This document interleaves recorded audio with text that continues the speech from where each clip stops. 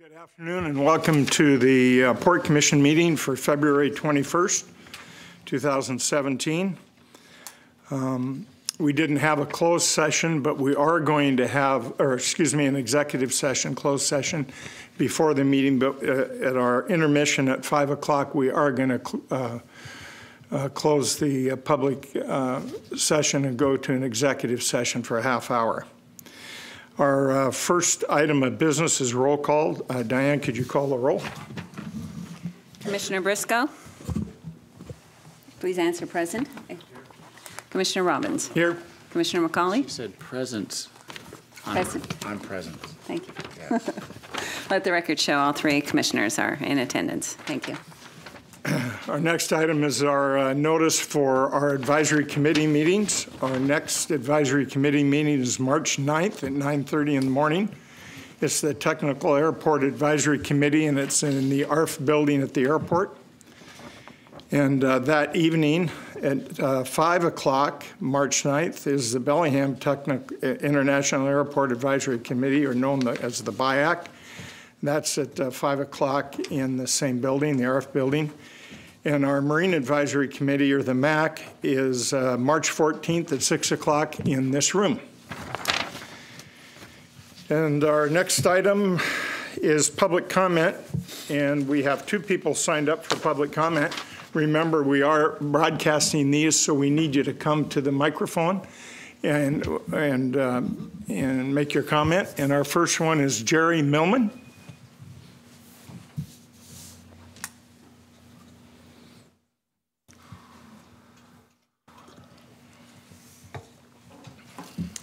Good afternoon. My name is Jerry Millman, and I am the president of Great Western Lumber Company, which is a privately owned lumber mill in Everson.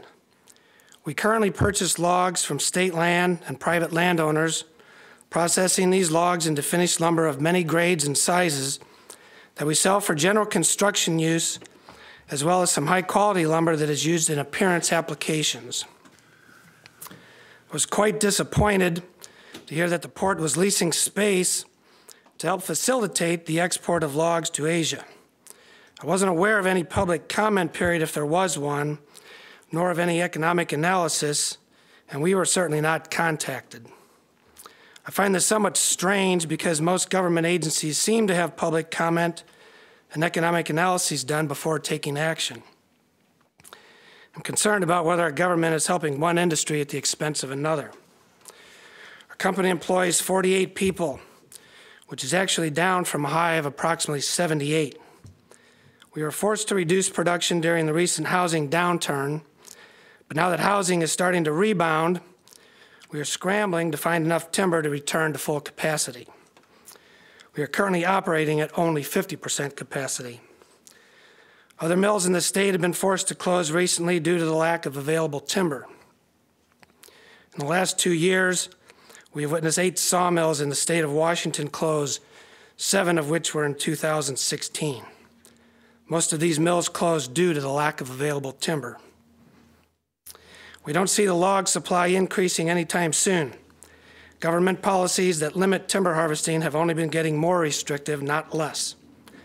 Right now, our company is reaching into Snohomish County and recently bid on logs at a state timber sale in Forks, Washington, all in an effort to secure enough timber. We're concerned about the impact this will not only have on our company, but also the wider community. While we commend the port on trying to promote job growth, we think that it's short-sighted to sell raw materials rather than process finished goods.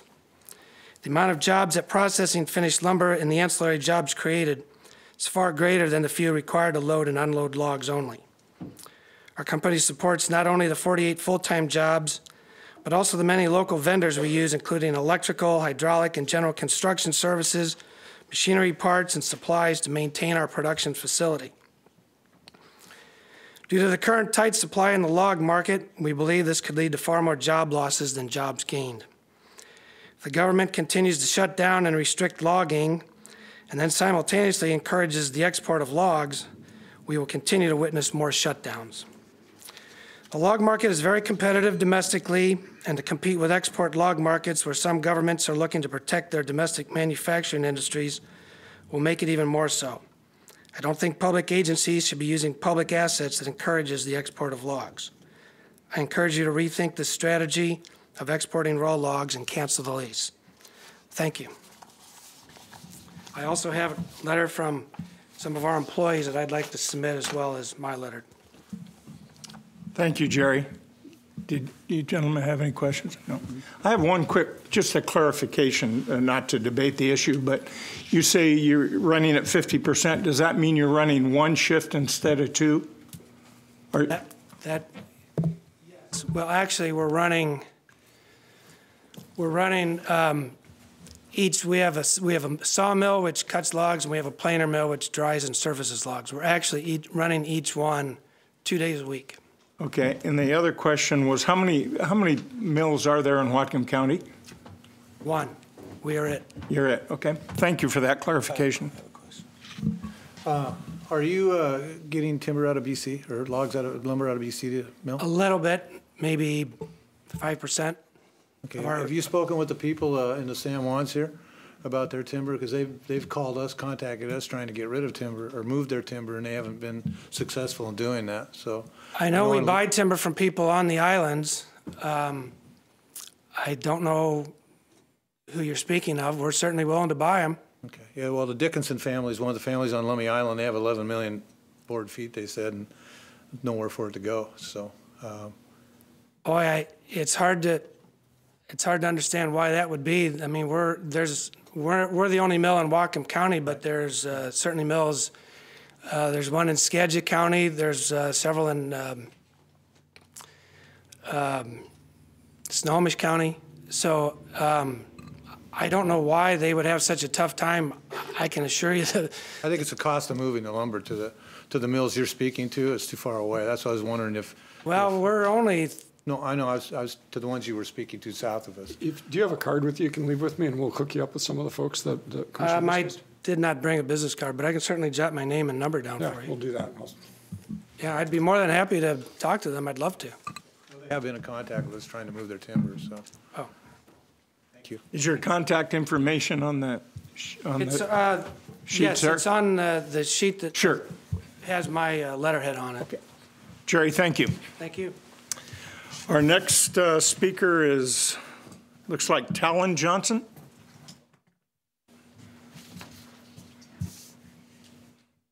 You pass this down. Pass those down if you want. Thanks. Hello, my name is Talon Johnson. I'm a Whatcom County resident. I go to Western Washington University. I've been at the last few Port Commission meetings speaking in opposition to the Grand Camp lease. As you know, the effects that this lease will have on our local ecology will inevitably be detrimental, and the health of our community is at stake. These things are very concerning to myself and many others, and I've already given you details about why, but on top of all of this, I'm also concerned about the legality of this lease agreement. Title 22 of the Bellingham Municipal Code regarding shoreline management contains some policies that I believe this lease agreement might be in violation of. I have distributed a map that can be found in Title 2, Chapter 11, Section 10 of the Bellingham Municipal Code. This map demonstrates that the many intended purposes of our waterfront shorelines, one of which is recreational use, which is shown on the map with the thick black dashed lines. I put some more maps on that chair if anybody in the audience wants to see one of the maps. So if you look closely at the property that's been leased to Grand Camp, specifically at the shoreline of the 7-acre log pond, this map shows that the log pond's shoreline is planned to be used recreationally. I've circled the log pond on the maps I printed out in case it's difficult to find. So then if you take a look at Title 22, Chapter 9, Section 50, Subsection A, Subsection 1, I think it's subsection 1 of the municipal code. It says that where necessary depth for industrial uses is adjacent, water-dependent industrial development should be given priority over water-related industrial uses, provided, however, that in both instances they do not conflict with planned or existing public access and habitat restoration. So this policy shows me that regardless of industrial use being water-dependent or water-related, such industrial use on waterfront property must not conflict with planned public access. Correct me if I'm wrong, but the lease you have signed seems to be in violation of this policy. I have found all of this information in the most updated version of the Bellingham Municipal Code. So I hope that you review the municipal code to ensure that this lease is not in violation of any of the policies listed under Title 22 and to terminate it if it is in violation. Thank you for your time. Thank you for your comment. Questions? Our next item, is there anyone that didn't sign up that wanted to speak? Very good. Seeing none, our next item is our consent agenda. If you could please read that, Diane. A motion to approve consent agenda items A through C. Gentlemen, any discussion? No. Hearing none, all those in favor? Aye. Aye. Passes 3-0. Our next item is an action item number 1. If you could please read that, Diane. A motion to authorize the executive director to execute an interlocal agreement with Whatcom County for port real estate services. Thank you, Diane. Good afternoon, Commissioners. Steve Shipman presenting for real estate this afternoon. So in the early 80s, Whatcom County with state grant funds constructed a 10,000 square foot facility out at the Ports Airport Industrial Park. And the intent of this facility was to train and employ disabled adults in light manufacturing assembly work. That went on for a number of years. Some of you may recall when Current Industries was active out there, and most recently Chinook Industries was out there with a workforce of about 30 people. Unfortunately for them, it just didn't really pencil out, and so they ended their lease in July per the term. So in late last fall, the county executive staff came to the Port and Port Real Estate's division and had a discussion about the port leasing and managing that building, that asset for them. So over the period of time, some negotiation, and what we've ended up with is essentially a draft agreement whereby the Port Real Estate Division would lease and manage that property for a 20% management fee. This just emphasizes still in a draft form. We have to go back and forth to do that whole dance with the county. So that 20% in dollars probably represents about $1,000 a month in management fees on that particular property. Now, keep in mind that the building lease is separate from the ground lease, and we'll collect that ground rent as well. So, any questions? Commissioner McCauley? I have none. Okay. Thank you very much. Okay. Hearing none, all those in favor? Aye. Aye. Let the record show that pass 3-0. Thank you, Commissioners. You bet. Our next item is action item 2. Diane, if you could please read it. A motion to authorize the executive director to execute a contract with Elite Electrical of Bellingham, Washington for the Squalicum Harbor Gate 3 electrical upgrades in the amount of $402,436.75, plus a 10% contingency for a total authorized contract amount of $442,680.42, and reallocate $125,000 from line 76 of the 2017 Capital Improvement Program budget, Planning, Design, and Engineering, Inner Harbor Replacement to Capital Improvement Project number 105-606-1900. Good afternoon, Commissioners. Greg Nickel, Project Engineer. The project that we're looking to award is upgrade of the electrical system at Squalicum Harbor Gate 3. The particular gates that we're looking at are Gate B, or fingers, finger B East, C, D, E, and F, all on the east side. So the project is going to install 2 primary conductors from an existing Puget Sound Energy transformer in the upland, up right about in this area, and that will extend out onto the gate to a new electrical panel at finger A West, and will extend down to C East. We will install a new substation at Finger B East with a new larger substation that will allow for 50 amp connections on that finger. And we will be replacing the existing electrical pedestals that are currently 30 amp pedestals, and we'll be installing new pedestals that have both a 30 amp and a 50 amp connection.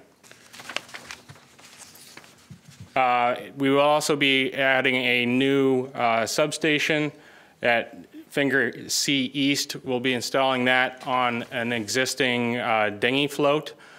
But due to the weight of that new float, or the new substation, we'll need to replace that float, which is this one right here, with a new float with additional buoyancy to support the additional 1,600 pounds. That will enable us to upgrade the capacity of the electrical system to allow upgrades for all of the boathouses on C East, D East, E East, and F East to upgrade to 50 amp power. For the boathouse owners to connect to the 50 amp power, they'll need to upgrade their own electrical service to accommodate that new 50 amp power. And before we switch it over, the port staff will actually replace those breakers once we have documentation that the boathouse owner has upgraded their system to allow for that 50 amp capacity. Do you have any questions? I have a couple. Okay. A couple questions for you, Greg. Sure. In changing to the new National Electric Code, the ALCI, where if you fall in the water, you don't get shocked if there's leakage, is what it's for. Are the boat owners aware they're going to have to install equipment in their vessels to be able to plug into the power now? I believe that is the case. That was brought up at the last MAC meeting, and I think they were going to send something out to that effect, but It's on. Because it isn't just a few or bucks. MAC meeting I before. can answer that. Kyle Randolph, Harbor Master for Squalicum Harbor. The initial upgrade, as far as power capacity, is just going to be on B East. And that is the dock currently used by Northwest Exploration. They have their own electrical team. They've already gone out to every boat on their float and made sure that they are not discharging any stray current, and which is where you can really get into some trouble, because if you're discharging anything at all with a 5 milliamp tolerance, which is what those ELCIs have, they're just going to be turning off breakers left and right. So we don't expect that will be an issue on B East. The additional transformer on C East is just going to increase capacity. We're not going to be connecting to any of the boathouses today. We're just going to provide that capacity so that if and when they are ready to upgrade their own infrastructure and go through the whole permitting process, they will have that available to them, and they will know in advance that anytime you upgrade power in a harbor, according to the new National Electric Code, you are going to have to go with either a GFCI or ELCI breaker. Right, that doesn't answer the question of the piece of equipment you have to put in the vessel to receive power. Okay, what you said was we've all been checked for leakage, and we have to be within the tolerances, but there's, and it escapes me at the moment, but there's a name for the electrical equipment that needs to be put in the vessel, and it's from $2,000 to $5,000 per vessel. You're talking about an isolation transformer. And an isolation transformer is a great component to make sure that if you do have a vessel that is discharging electricity, it will make sure that electricity does not travel upstream. But if your vessel does not discharge into the harbor, the isolation transformer is not a requirement. As long as your vessel is clean and it's not discharging, any vessel can plug into those outlets without the need of an isolation transformer.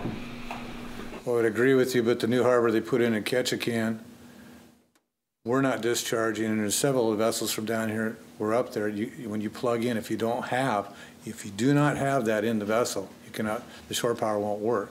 So it maybe need to be looked into, but these folks are not going to be able to plug in and have it work without that in the vessel. I know that for a fact. Okay, well, we definitely maybe should look into that just to clarify, but we have spoken with Steve Tavelli with K Engineering, as well as the team on Northwest Explorations, who have used those same harbors in Alaska, and they're fairly confident that this won't be a concern. Okay, because it's not cheap for the folks that are going to be moored there. I just want them to have a heads up that they could be spending anywhere from $2,000 to $5,000 to be plugged in. So on that same issue,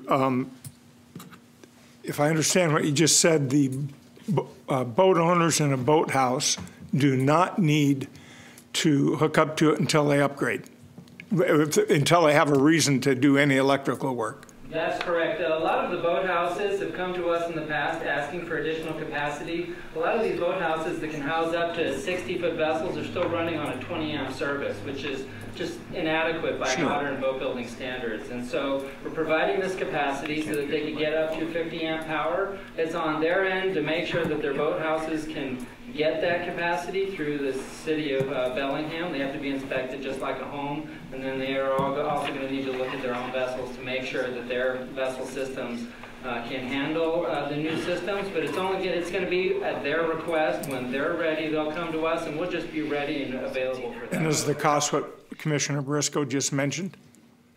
Is their cost going to be $2,000 or $3,000 to do that? Again, it's my understanding in talking to the electrical engineers that an isolation transformer is only a way to mask issues that might be occurring on the vessel where there is current going down a grounding wire. If there is no current going down a grounding wire, then there should be no need for these GFCIs or ELCIs, whatever they go with, to trip. Thank you.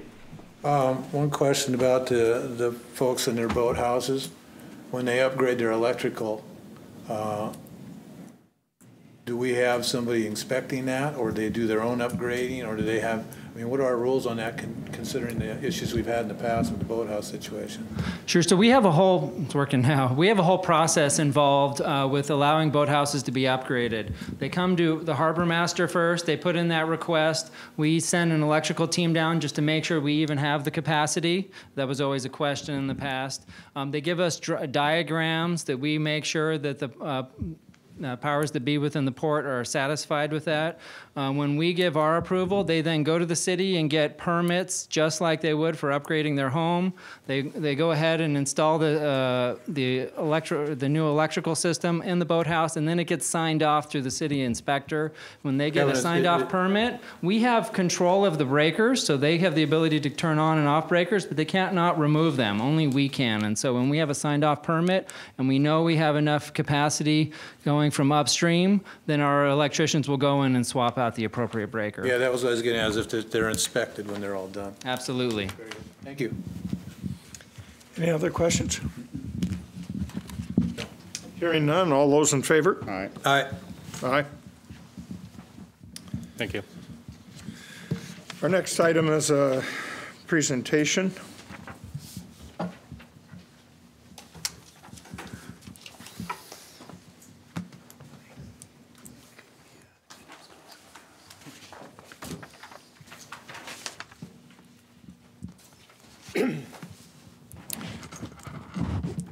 Commissioners. My name is Brady Scott, real estate representative with the port. Andy Peterson, Haynes Harbor Master, is also going to be presenting this with me today. This presentation is on the, it's an update on the Blaine Marine Industrial Area, and the focus is on the area shown here in the picture before you. We're going to talk about, kind of give a brief synopsis of the tenants and their interests, the Matka cleanup in the area, and the ongoing capital improvement projects. This slide shows the leases with the existing tenants on the site and lists their lease terms. You can see that Walsh Marine lease goes into 2019. We have relatively long-term leases with Boundary Fish, Sound Pacific Seafood, and Starfish. In 2015, Blaine Marina terminated their lease, and in its place we issued several short-term, month-to-month leases. One to Boundary Fish, one to Drayton Harbor for the use of the North and South Piers, and Verizon Wireless still has a system in that building. Those are short-term leases pending the environmental cleanup and the planning and development of the industrial area. It's worth mentioning that the web locker and the sawtooth dock are port assets managed for commercial fisheries in conjunction with the marina. And we'll speak to those areas too. This next slide illustrates several of the tenant interests on the site. Boundary Fish Company and Sound Pacific Seafood have both signaled interest to expand their lease areas. You can see those in the blue areas in general. There are several areas inside the leases where bulkheads are in serious to critical condition. You can see the yellow lines that pop up there. This is also a concern for the sawtooth dock and the former T&M protein lot, which is located in this area up here. Tenants are using the north and south pier on a short-term basis, as I mentioned, and these docks are undergoing repair. We'll talk about that in a little more detail on a subsequent slide. Walsh Marine has interests in removing the port-owned tent structure and upgrading that facility into a shop building. Access has also been an issue for Walsh Marine. This was recently improved when we removed the appliance building, which was, I graded out in this picture, it was located in this area. So that's helped, but so now they can bring in trucks, boats by semi-truck and bring them into the yard. They still have access issues with the marine lift getting by the winch, between the winch shed and the web locker area. So that's been an issue for Walsh Marine. Walsh also has an interest in retaining the marine railway for their work to continue to haul larger vessels. They estimate that 33 to 50% of their revenue comes from the marine railway. Looking at this next slide, this jumps to the MOTCA sites, the environmental remediation needs for the area. Essentially, there's two MOTCA sites. This one on the north area is the Blaine Marina Inc. site. That environmental remediation is needed due to the former tank farm fueling operations that was present there. To upland cleanup site, there was already a previous work done, interim action that built a wall here. So that cleanup is upland only. We're currently working on the design and bid specifications, and construction and remediation work is hopeful in 2017 or 2018, and depending on the state MOTCA grant funding process. The Westman Marine area is the larger area to the south in yellow. That's due to past boatyard activities. It's both upland and marine sediment impacts. We're currently working on the feasibility study for that project, so it's not as far along as the Blaine Marina Inc. MOTCA site. The design bid and construction, that work is between 2018 and 2020, depending on the funding.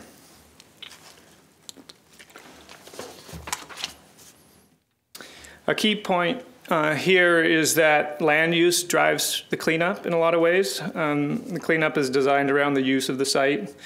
This may be of particular importance in the West Marine, in the Walsh Marine area where, and whether the future site use will involve the marine rails or not. On to the next slide. This is a project timeline showing a snapshot of what we've been doing in the last couple years. As you can see, there's been ongoing work in the recent past, and more work is scheduled going forward. The typical process on our facilities has been to undertake a condition assessment and then phase the capital projects over several in-water work windows, which are also labeled on this slide. And a key element here has been the need to work around the various tenants and fishermen activities in the area as we do the work. In 2016, port staff conducted an analysis of reopening the fuel dock. We held a charrette with stakeholders, including the Working Waterfront Coalition. and that was on the Sawtooth dock. We also demolished the Blaine Marina Appliance building. And we'll get more detailed on each of the other projects, the North and South Pier, bulkhead work, and the Sawtooth dock as we move along. This is the capital budget for 2016 and 2017.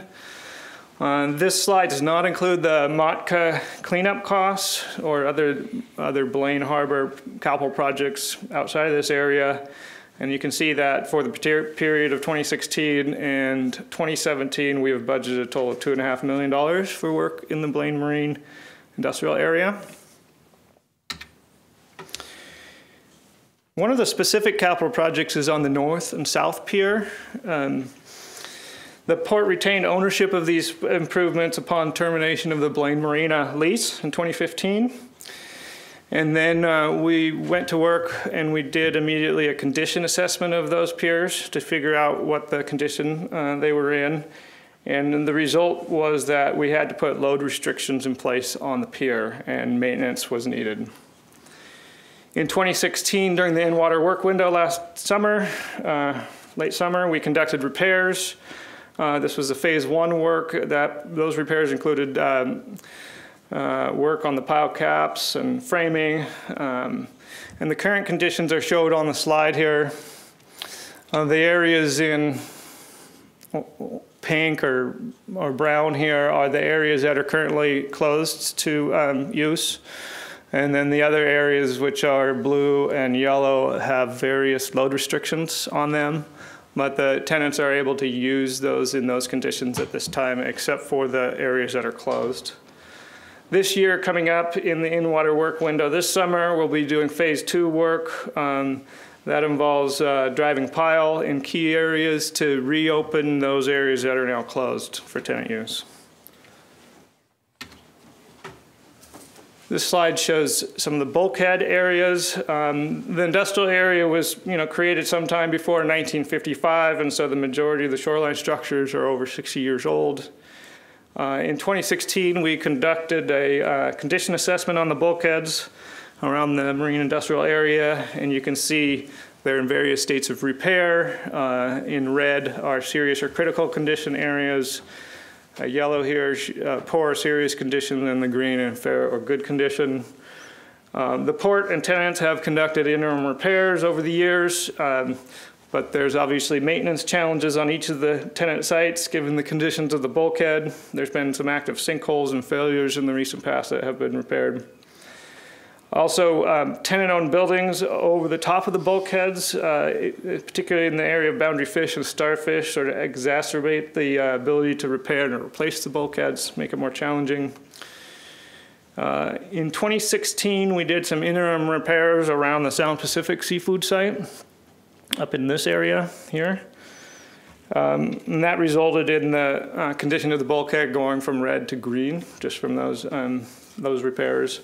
In addition, Walsh Marine has done some temporary repairs in their areas. More interim repairs are being planned for this year. In late 2016, the port consultants put together a report evaluating alternatives for the repair and replacement of the bulkheads throughout the whole area. And now we need to look at that information to help us determine what the longer-term strategy is for repairing and/or replacing the bulkheads. And with that, I'm going to turn it over to Andy Peterson. Good afternoon. Oh, sorry. Good afternoon, Andy Peterson, Harbor Master at Blaine Harbor. There we go. So I'll start with a brief overview of our Sawtooth Pier up in Blaine. It's a timber pile structure about 286 feet long. We have 8 berths on that pier for boats ranging 58 feet to 110 feet long.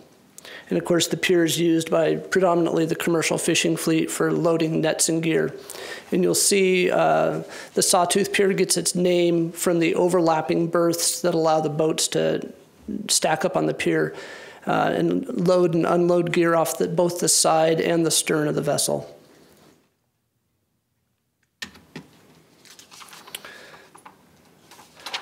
So as Brady mentioned, we did a conditioned survey on the pier at the end of 2015. And as a result of that survey, we had some load restrictions and vehicle access restrictions we had to put in place on the pier.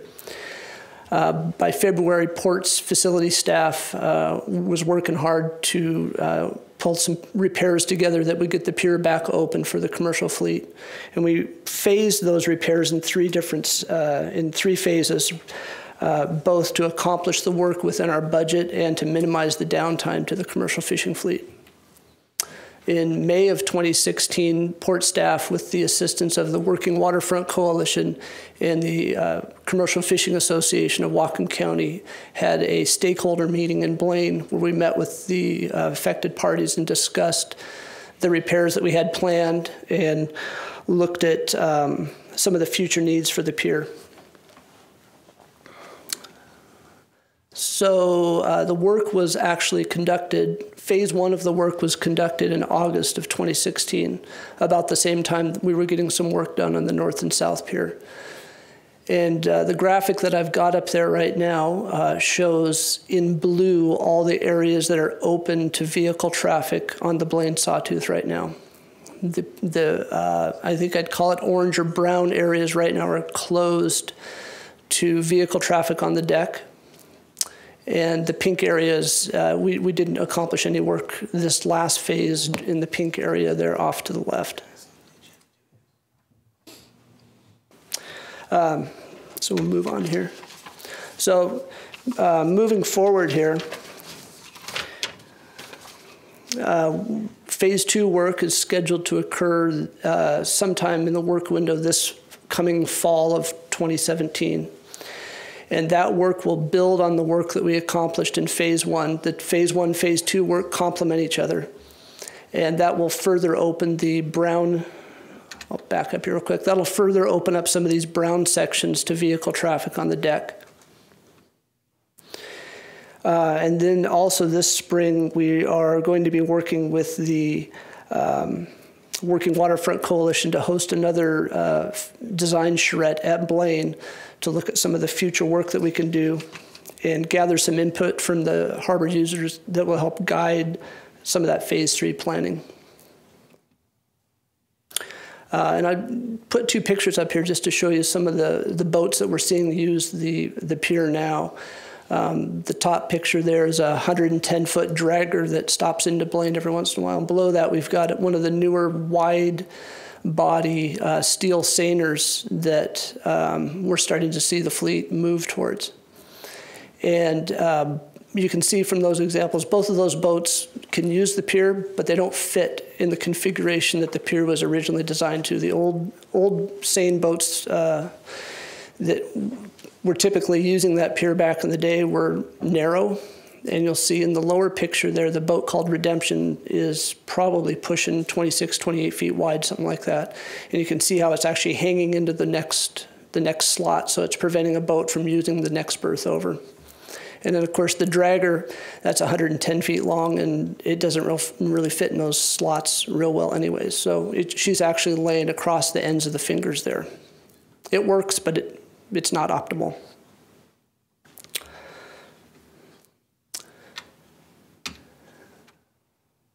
So that was the section. That was my section on the Sawtooth Pier. I have one more piece that I'd like to discuss on web lockers, but if you don't have any questions on the Sawtooth, I'll move right on. I have a comment.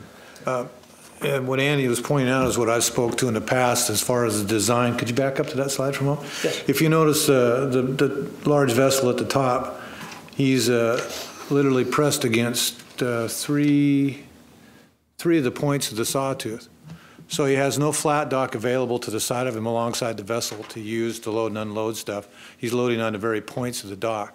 That's why I was trying to explain, when I was trying to, I wish I would have had this picture when I was trying to explain, is large vessels that want to use that shipyard in Blaine and do repair work dockside in the water really have no dock to do it at.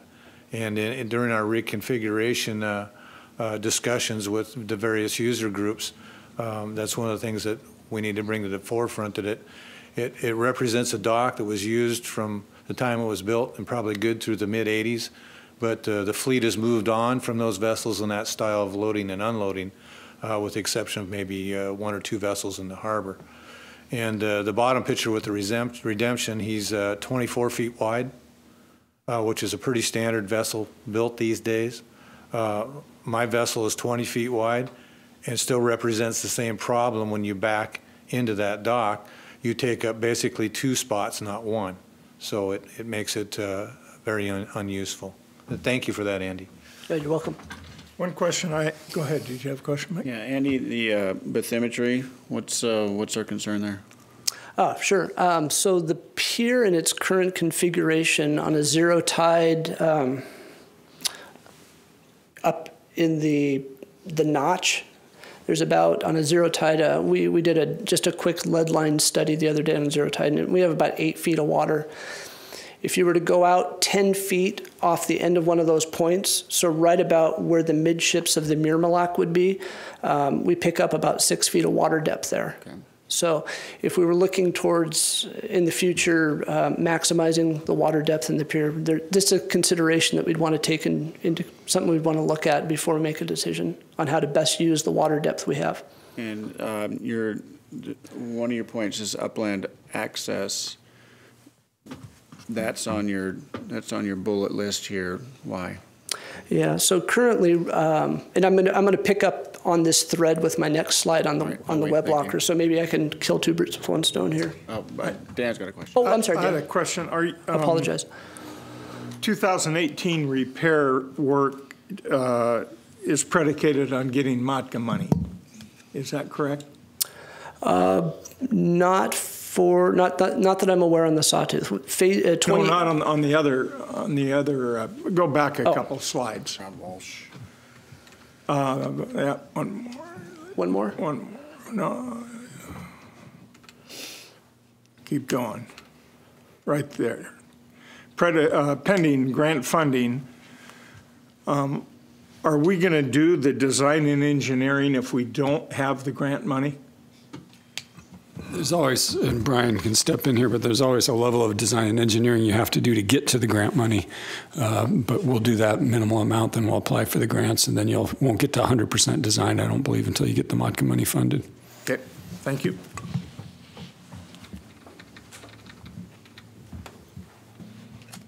Okay, moving on to the web house. So as Brady also mentioned, there's been some interest from some of our upland tenants out on the spit for some expansion.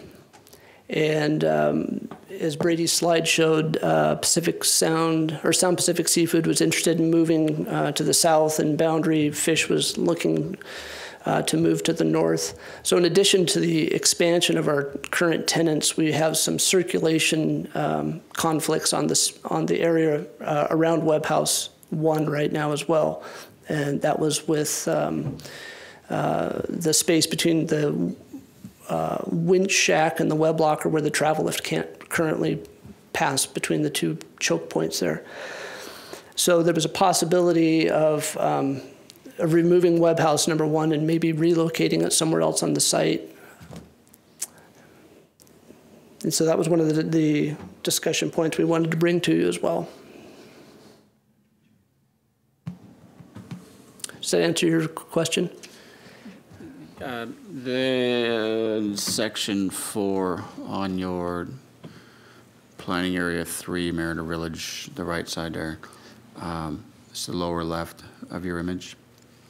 And I think that's, no, it extends even further. So there's a parking area that runs all the way down to what would be called McMillan Avenue, if there was a McMillan Avenue. It's at the very end of the parking lots down there. So how often is that parking lot full?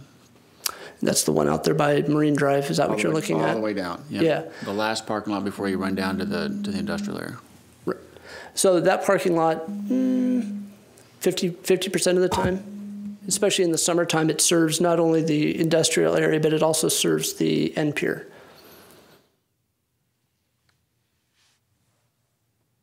Okay.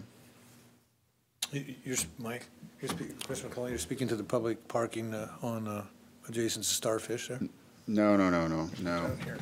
No, back up, right, just the harbor parking. Right, yeah, right across from the treatment plant, but it's the last 30, 40, 50 stalls down at the end of the line.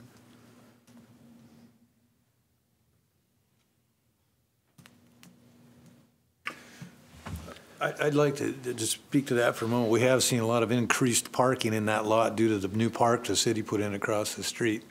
And I would hope that the city of Blaine would put some parking facility north, or I guess it'd be, northeast of their water treatment plant to service some of their stuff on their side. So it would free up a little parking on our side.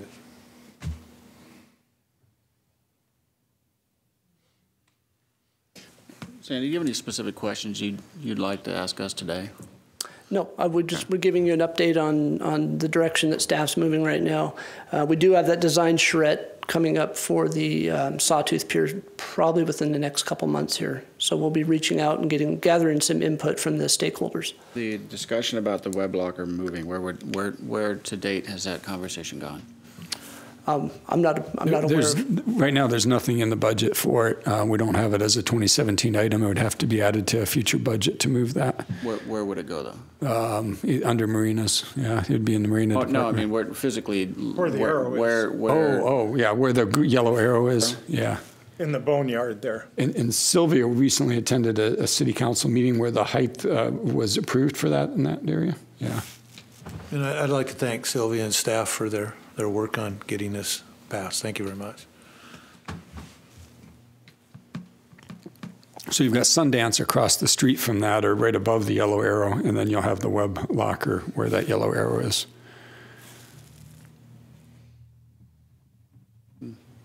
There's actually room for, if you wanted to put 3 of them there, you could. So it's there's not a shortage of area there for moving stuff. But we do have a shortage of ground for industrial use out on that spit. Yeah. So Sylvia, that's where the yellow arrow is. Is it? Are we allowed to build the 3 structures in there? Do we have enough space, or is there some setback requirements?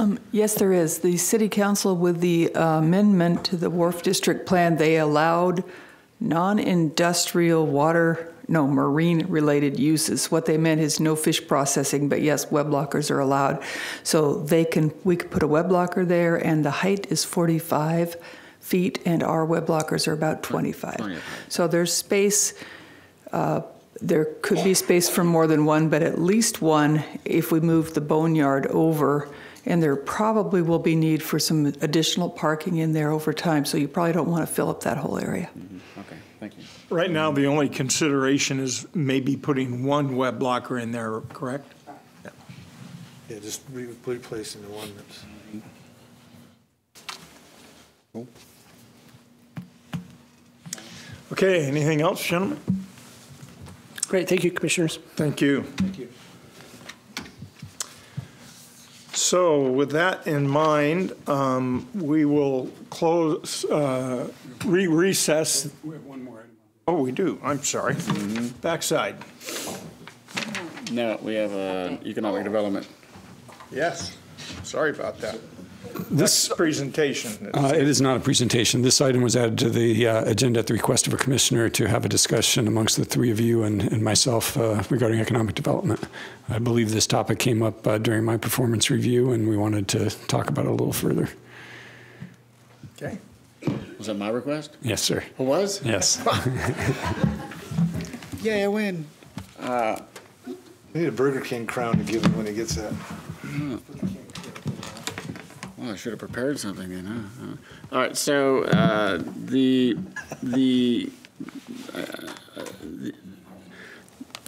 history of economic development in Whatcom County has been up and down. I think the conversations I've had over the last 8 years with people that aren't from Whatcom County have all been fairly consistent, which says we can do a better job. And I think the one point, which we should share because it's not related to Rob's performance from the review, was that we would like Rob to make that a priority for his coming year.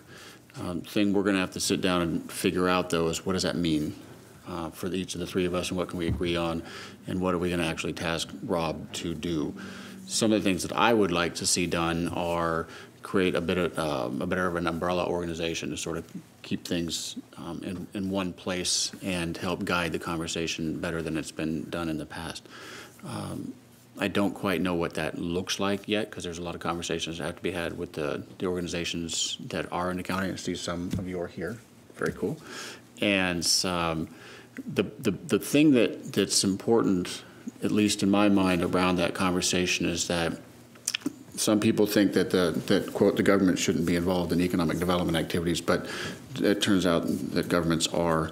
And the one advantage that sort of a government has is the continuity, whereas we have two people in our economic development department right now, division, and they're there every day.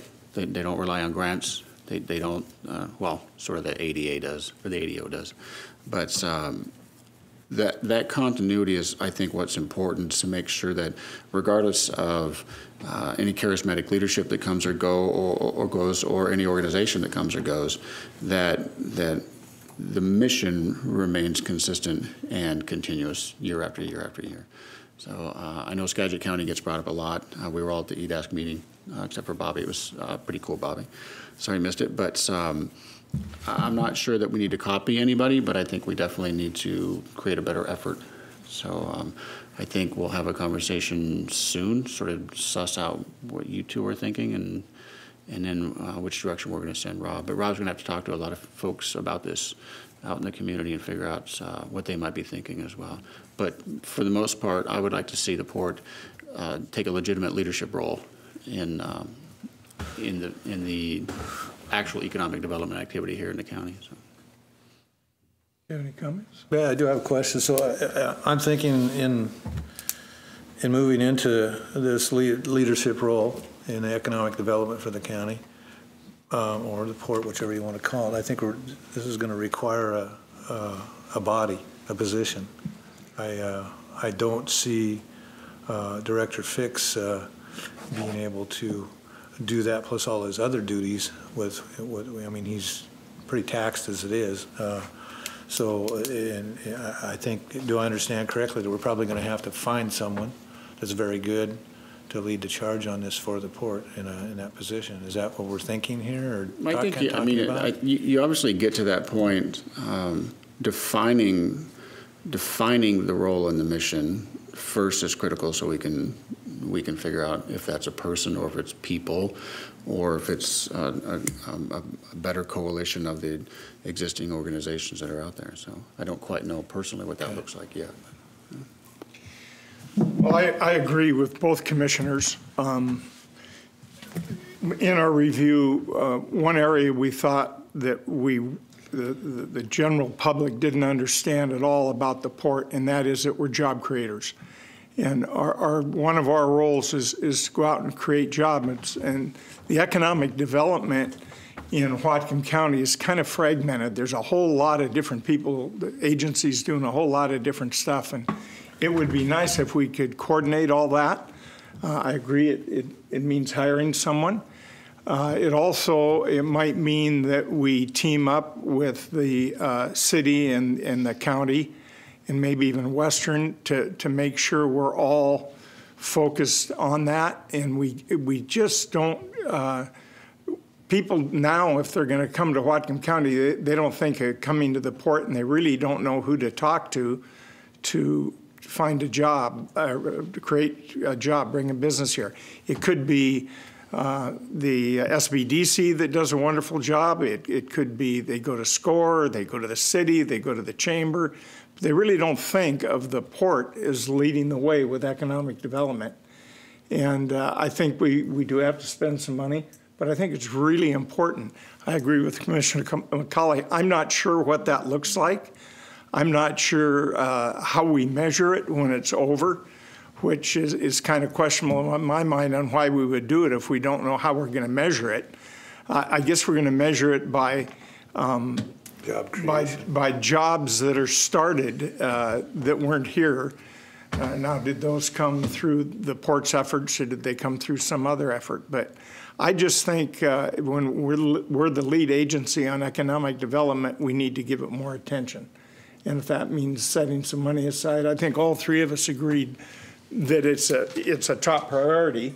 And when it came up in Director Fix's review, it certainly wasn't anything he was doing wrong. It was just a goal that all three of us felt an area we needed to improve on.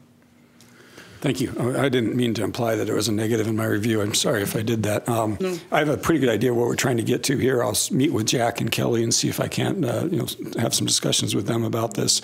I do want to caution us on measuring economic development success on job recruitment alone. We could hire the top-notch person in the nation for some sort of sales blitz effort, but if there's no place for people to live, and if the building environment isn't conducive to putting up whatever structures they need, you're not going to get anywhere. So we got to approach this from a very all-encompassing, cooperative approach with our other government partners. Yeah, and to build on that, the last time I talked with Rob, I realized that if we're gonna try to sell Whatcom County internationally better than it's been done already, then some things that we have to know better about ourselves. For example, the DNR is going through a really big process around some recreation land that they've got out here in the county. And they've got every stakeholder at their table, but we're not there. So one of the ways that we can do is start thinking, or one of the things we can do is actions, is to take a look and see what are we selling? And are we selling, or should we be selling? And if we are selling the Whatcom County experience, okay, what about the housing? So yeah, come here because it's really cool to live here and you're going to get paid less than elsewhere, but you've got all these great amenities, for recreational opportunities. And by the way, you can't afford a house. So those are all things that have to be discussed and worked out, because we might find through this process that we would be wasting time and money to follow through. That just the natural ebbs and flows of the economy are already providing the maximum amount of job growth that would exist whether there was an increased effort towards a specific outcome or no effort at all. So that's something I definitely want to be talking about, is that we can pick something to spend money on, but we do have to find a way to measure the outcome. I guess another part of it is, out in the community, everyone says, well, why don't we bring high-tech jobs here? Why isn't Microsoft here? Why don't they have a satellite up here? Why doesn't Amazon come up here? And I guess the economic development engine should probably be calling on those folks so we have an answer. And I'm not sure we will get there. We aren't saying you have to get there. We're just saying we want to make it a priority, from the standpoint that maybe it means teaming up with Skagit County. Maybe it's a joint Skagit and Whatcom County effort, and that person that's out there selling it is selling both counties. I don't know. We have to keep an open mind to it. We didn't want to sit here and design it. We just wanted to give direction that it should be a priority. I understand. No, and the Amazon and the Google and the Microsofts is a great point. I get a call a month from someone who has an in there and swears they can relocate the whole corporate campus. It never amounts to anything. But you're right, we do have to follow up on the leads, and we have to educate people as to what we're doing there. And we can certainly work with Patsy down in Skagit and with EDASC and Let's add being cooperative.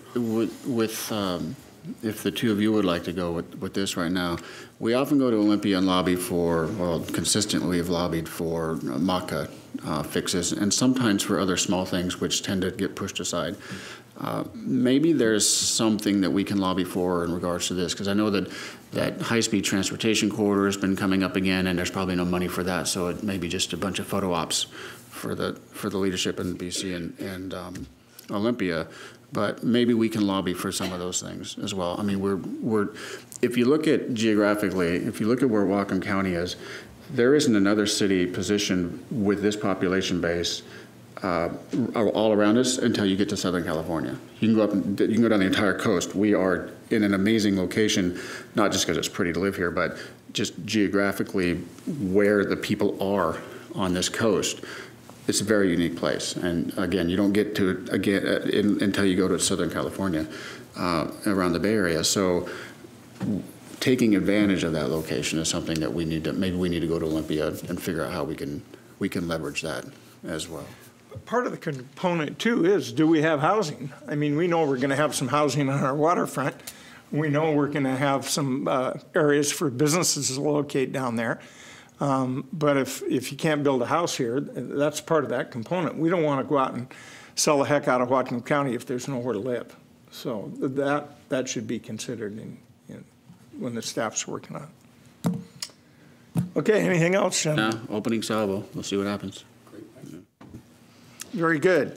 So now we'll take a break. We'll recess to executive session, close the public meeting, recess to executive session, and we'll be back at 5:30 and reopen the public meeting.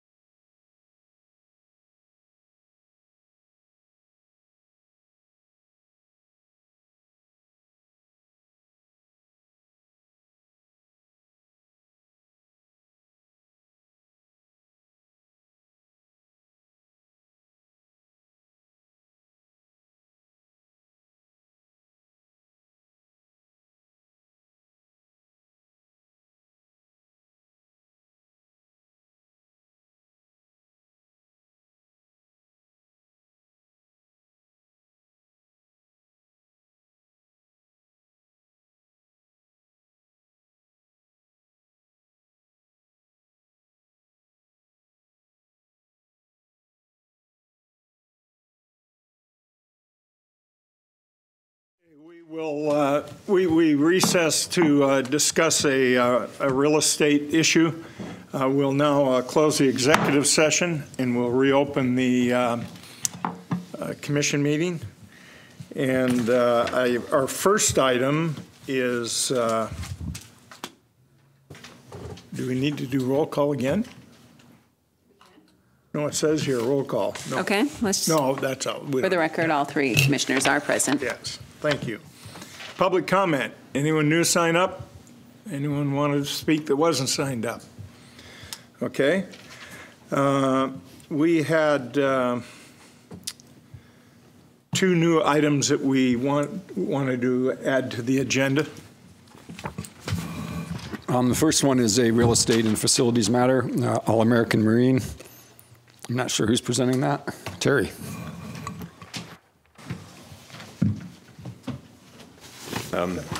Good afternoon. Good afternoon, Commissioners. Terry Lahi, Real Estate Representative. Thank you for considering this item under the new business. This is a temporary occupancy release and indemnification agreement between All-American Marine, the Port of Bellingham, and RAM Construction. As you know, the building is currently underway on Hilton Avenue. We've run into some delays on the substantial completion date, which was originally going to be at the end of December. It's currently forecasted in March. And also, All-American Marine has some contractual obligations to build a boat, and they need to get into the facility as soon as possible. To allow that, we're working with the city on a temporary certificate of occupancy for a portion of the Bay 1 production area, and then also to allow them to finish their office interior tenant improvements. Part of that, to be able to move forward, our legal has drafted this agreement, the indemnification agreement, which lays out which basically acknowledges that there will be schedule impacts, cost impacts because of this, and All-American Marine will be indemnifying the port and RAM Construction for any damages, personal or property, in the facility, to be able to be allowed to get in the facility at an earlier date. We don't have a final document at this point. It's a draft. However, we do recommend that the Commission authorize the Executive Director to execute a document that's going to be substantially similar to this one that you have in front of you. Okay, thank you, Terry. Any questions? I do. In layman's terms. Oh, I'm sorry. She needs to read it. Yeah. Thank you. I apologize. A motion. That's right. A motion to authorize the executive director to execute a temporary occupancy release and indemnification agreement between the Port of Bellingham, All-American Marine, and RAM Construction that is substantially similar to the attached document. In layman's terms, what this means is we're behind on construction and they need to get in there and get to work. Yes, exactly. So just to clarify, they just want to get in and start building their boat and complete the building as they go. Yes. That's basically what this says. That is exactly what this says. On one part of the building, not the whole building, but... The way it's drawn up is right now it's just for the office, so they can go in and finish their tenant improvements there, and a small portion of the Bay 1 production area. But it's also written that as the building gets finished out, we may be able to increase the areas that they have access to. Okay. So, Terry, does this agreement extend beyond March 10th? The agreement, currently March 10th is a substantial completion date, and that may get moved again, so yes. Okay. Because that's 17 days from now. So. Correct, yeah. Correct. How far for completion are they, do they figure? Has there been a... Right now we're looking at March 10th as a substantial completion. Full completion date?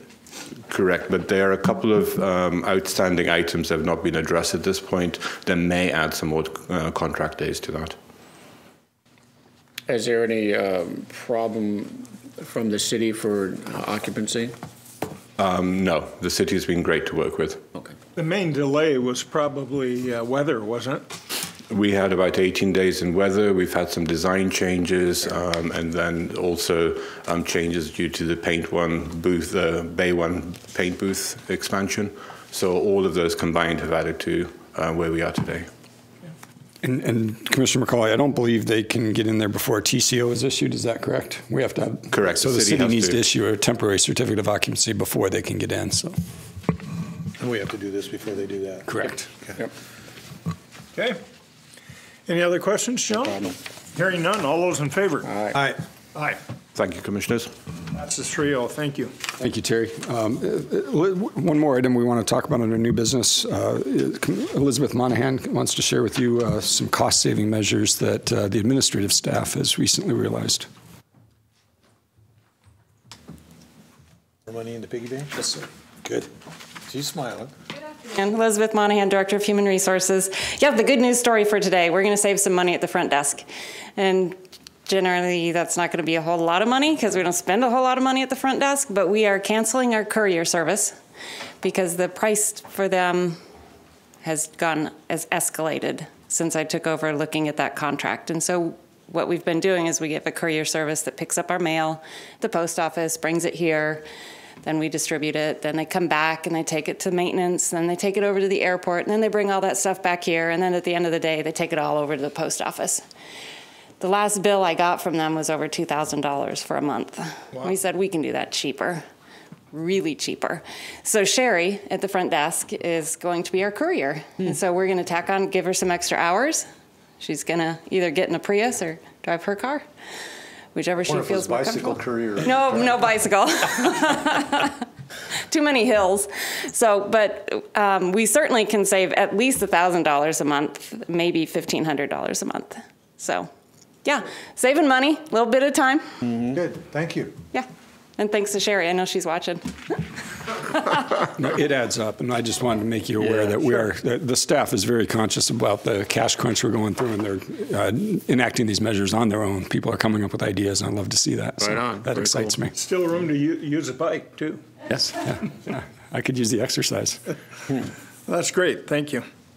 Don't need any action on that. No. Okay. Just some information. So any new business, gentlemen? Let me Go ahead. All right.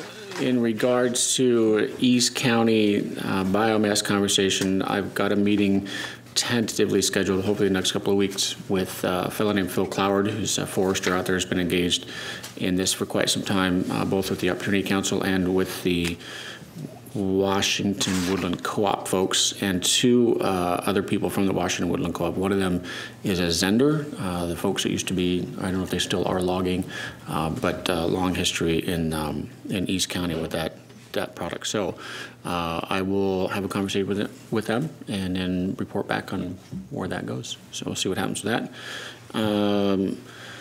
Got a person, an Uber driver, contacted me and said there's some issues between the Uber people and the taxi people. It seemed, to be honest, interesting and possibly petty squabble that's just happening between personalities. I'm not quite sure, but if you could have Sunil or somebody take a look and see if there's something that people are being fighty about for no reason. And then coffee with commish peeps. So I asked Rob if we could get that rolling this year. I'm totally willing to do it. If you want to do it, let me know. I didn't catch what you said. Coffee with commissioners. So where do you go? This is an old program we used to do. Commissioners would travel out to different areas of the county and just have a coffee set up. We had a location at like Bob's Burgers up in Nooksack or Sumas, and in Blaine we had a location. And basically when one of you was always at each one along with a staff member and just kind of talking about what the port's doing and answering questions folks had about the port. Some of them were attended really well and some not so well. But sometimes it's you and a cup of coffee. Sure, I would love to be on the list. All right. Well, it'd just be me then, because I don't drink coffee. It'd just be you by yourself. It has been a while, and it's good to sort of get out and let people hear our story and not rely and hopefully rely on the paper. And it makes us look a lot more accessible. So I'm going to be talking with Hogan. Last year, I think he picked out a bunch of locations for us. So we'll get that figured out and get a schedule. Super. All right, cool. That's it.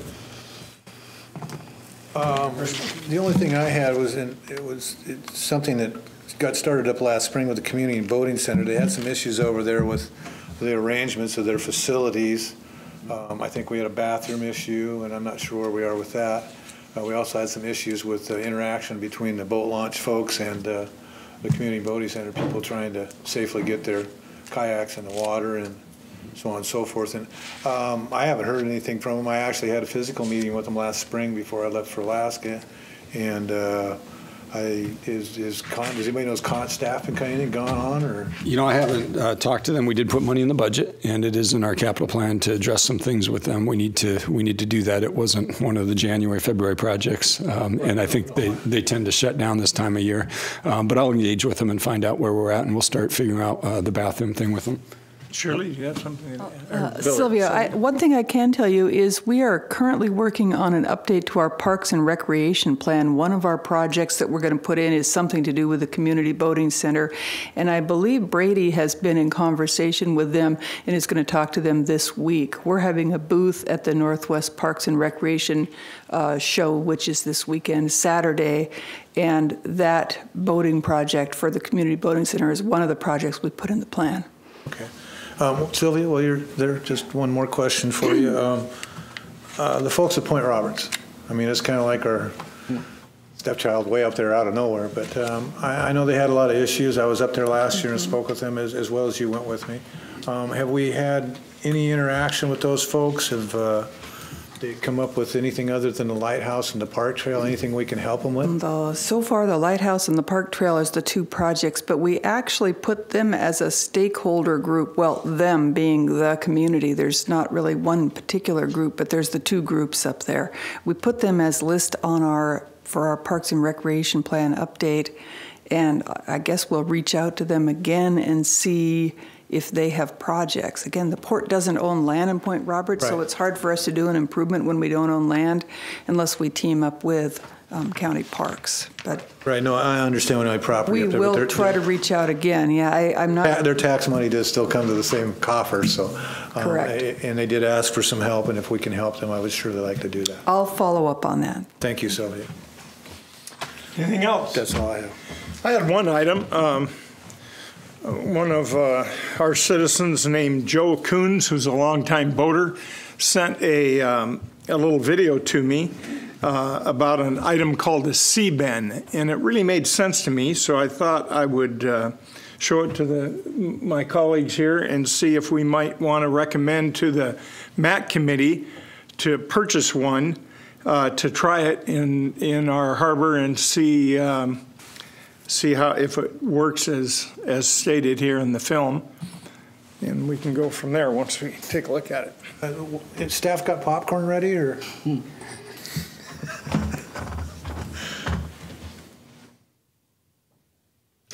Oh, I've seen these, yeah.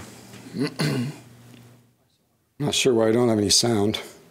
They're Australian anyway, so it just makes plastic doesn't make much noise going. It's just slurpy. That's just kind of a, yeah. Thank you, Mike. I was worried about how well he did that. I'm good with soup. You should see me in Japan. It's bad now. You got to hear him on the weekends.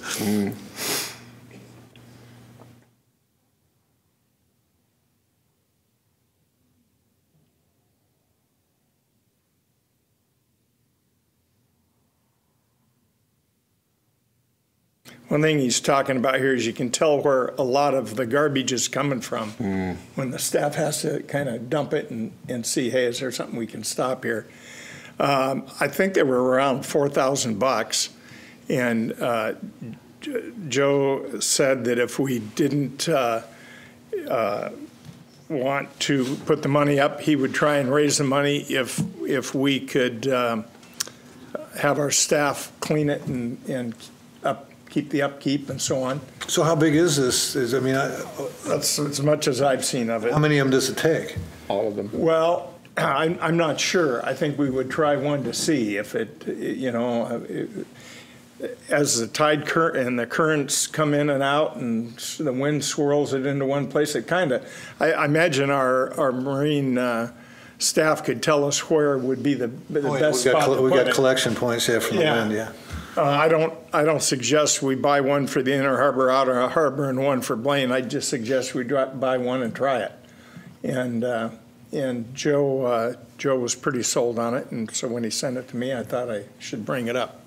So when you say it's about $4,000, Commissioner Robbins, is that just for what we saw, that green, the one green bucket thing wherever it goes? The nets and the bucket and the whole. Does it mount off the float, or how's it mount? There's a way to pop it out into the water and pull it back up, at least from what I saw.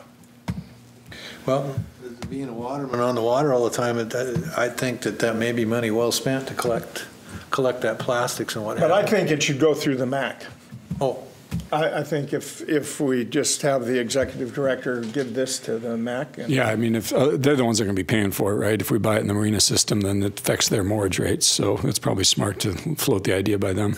Get it float. Especially if we're buying a lot of them. Thank you. I'll pass the buck there, huh? Good job. Well, it is good, though. That's what the MAC is for. They should take a look at it. Yeah, so they only take direction from us or our executive director. So if you could. Yeah, we'll have staff show up with some material on this and for the next MAC send meeting. them the same thing. And then you might contact those folks and get some more information. Yep, we will. We'll do. If you guys are both in, are you in agreement, Commissioner? Well, I told everybody I was going to come spend some money today, so I say let's spend some money. It says here it's 5-gallon bucket. Boy, you gotta love these people. Hey, we go to Home Depot and get buckets cheaper than that. Yeah, we have to scrape the Homer off the side because we can't advertise for those guys. 5-gallon buckets. I need 110 volts, 1.5 horsepower pump. And there's an option to help remove oil and other chemicals. So I'm all for it. So, yeah. Well, I would direct, if we're going to do something, you better get the one that deals with oils and chemicals too, because we have. There's that. All that runoff from our parking lots and what have you. What else is there up there? We definitely got issues with that. We'll get some solid info and take it to the next MAC meeting and make sure you all get the same info. Perfect. I do have one thing you jogged my memory. I didn't write it down. It has to do with the MAC. I think at last meeting, or the one prior, I forget, I brought up the deal where we need to deal with web lockers and so on and so forth. And it's been brought to my attention that people, for some reason, think the MAC needs to head that up and deal with it. And that's not my intention, that the MAC committee needs to deal with that. So, and I believe that it was maybe spoken to at the last meeting. I got a phone call, and anyways, I would like to discuss it with my colleagues here, that they're not the ones to lead the charge on this. It's to support us and the staff here and the users, not to throw it in the MAC's lap and let all the fight start there, because it's going to be an ugly mess by the time it's done. I mean, arguing over who's going to be in there, who's not going to be in there, and past uses and future uses. So I don't really think it's something we should put off onto the MAC. I think it would create probably some issues there. And there's probably going to be some heat and protests, so to speak, to it. So I think that needs to come at us, not those folks. Who was suggesting that the MAC deal with this? I was not at the last MAC meeting, so I couldn't tell you. Yeah, no, I'd rather not. I spoke with Mr. Kyle, and there was a feeling there that we wanted the MAC to head this, and that's not my intention at all. I suggested during the commission meeting. Yeah, they would have input. That's fine, as everybody else would, but they're not the ones that need to make a final decision to pass on to the three of us. I remember the MAC was really involved in cleaning up, getting all the old boats out and the ones with trees growing out of them out of here, and of course they're still here, so they didn't accomplish it. But I'm not sure it was the MAC wanting to do it that didn't make it happen. No. Now, there's some improvement on that. I'm not sure that people who are going to police themselves that could do it right now, if they don't do it now, why are they going to be able to do it in the future? Well, we might be talking about two different things here. I think so. You're talking about cleaning up the web lockers? No.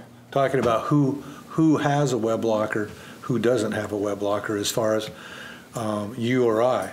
Do we deserve a web locker? Are we commercial use, what these were intended for, or are we some private business? It's the people that are leasing the lockers is what this is addressing.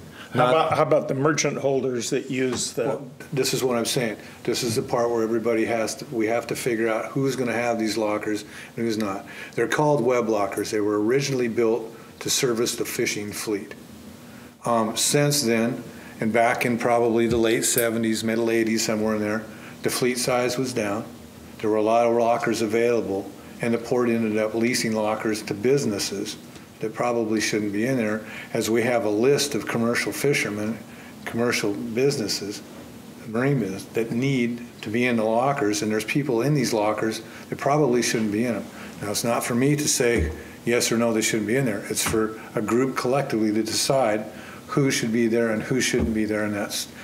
My only concern is the merchant leaseholders, like the folks who charter boats and so on, have a lot of those lockers now, and they're very clean, and they keep them up and they use them sometimes more than the fishermen, and they aren't storing junk in them, like some of the fishermen do. And this is what needs to be addressed. And so why would we have just the fishermen decide that? Why wouldn't you have? I didn't say that. All user groups are to be involved in this. What I'm saying is the MAC, it shouldn't be on the MAC's shoulders to facilitate all this and have that just at a MAC meeting, what we're deciding. We should have maybe a public hearing on it here, various meetings outside to decide who or who should not. Now, I'm not saying those folks need to go out. I'm not saying anything, Dan. I'm just saying. No, I'm just saying they need to be, I think they need to be involved. And I believe I stated that when I brought this up, that all user groups need to be gathered. Not just the commercial fishing? No, Okay. Everybody. That's fine. The public, everyone. The public owns them, so everybody needs to be involved. It just we need to get it straightened out so that the people who are supposed to be in these lockers are in the lockers, and people that aren't supposed to be in the lockers by definition of the groups are not there. So that we have a clear and concise rule as to who has a locker and who doesn't have a locker, because it's not very clear right now. So that's where as long as those folks are represented in the meeting, that's fine. Everybody needs to have their pitch in this deal. But I don't believe that the MAC is the one that needs to head this up. I believe the meeting should be put forward by the port. We have public hearings here, and if the Working Waterfront Association wants to have, their meetings, the various groups, and everybody is invited to these meetings so that they have a voice. But I don't think the MAC should be the only place this is done. And I think maybe when you talk with the MAC folks, they probably agree they don't want to take this one on because it's not going to be very pretty. Well, I would think the MAC would take it on, make a recommendation, and come before the commission, and then the commission would hold the public hearing. No, I don't believe we want to go that route, because it's going to be 10 times worse than the deal over whether we should charge people liveaboard fees or not liveaboard fees. You saw how that was at the MAC meetings. It wasn't very pretty sometimes. I think this needs to be not headed up by the MAC committee. They will have input, absolutely. They can discuss it in their meetings. People can go there and discuss it with them. I'm not saying they can't. I just don't believe it all needs to be right there at the MAC only. Okay.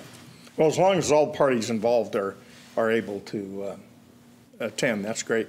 But I think there, from what I was told, I think there's a feeling that the MAC thinks we want them to do all this. And I think the feeling of the MAC was, no, we really don't want to do that. I think when we tell them to, then they'll know that we want them.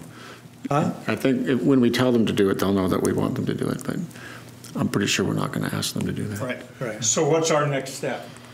Because it's been 2 months now. So I had a conversation with a fellow named Roddy, who's working on behalf of the Commercial Fishing Association to put together some of the ideas that they'd like to see. So I gave him a little direction about what I thought was probably going to get through the two of you, and I guess all three of us. What was the association? The Commercial Fishing Association. Yeah. So I'm waiting to hear, I guess we are waiting to hear from them about that. I've got some ideas I'd like to pass through also. So we have a meeting, Rob and I, we have a meeting on Thursday morning. We do have a meeting on Thursday. Can we bring Shirley? Shirley. You'd like to come? You want to meet me and Rob on Thursday morning and hash out a few ideas, and I'll pass it to these guys later? That'd be cool. Okay. Yeah. This is about web lockers, though. It's just web lockers. To me, it's a realist. Yes, Shirley's not going to want to be involved. But who writes the leases? Oh, really? Oh, really? Now. Oh, really? So those leases aren't yours, they actually come to marinas? Yeah.